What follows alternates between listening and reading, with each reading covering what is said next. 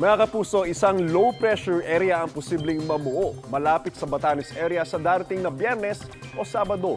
Ayon sa Pag-asa, maaaring makaapekto ang sabing low-pressure area na yan sa extreme northern Luzon. Posible pa magbago ang forecast na yan sa mga susunod na araw, kaya mga kapuso, manatili pong tumutok sa ating mga weather updates. Sa ngayon, nananatili tayong naka-monsoon break o pansamantalang mahina ang aking hambagat kaya hindi na malawakan at tuloy-tuloy ang mga pag-uulan. Mga kapuso, east to east po ang umiral ngayon sa malaking bahagi ng ating bansa. Pero mga kapuso, paalala, posible po ang mga local thunderstorms sa ilang pangpanig ng ating bansa.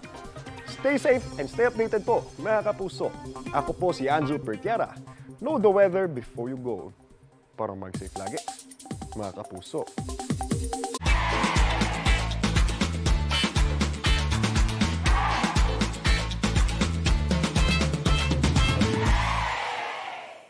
Kapuso, para laging una ka sa mga balita, bisitahin at mag-subscribe sa GMA Integrated News sa YouTube. Sa mga kapuso abroad, samahan nyo kami sa GMA Pinoy TV at sa www.gmanews.tv.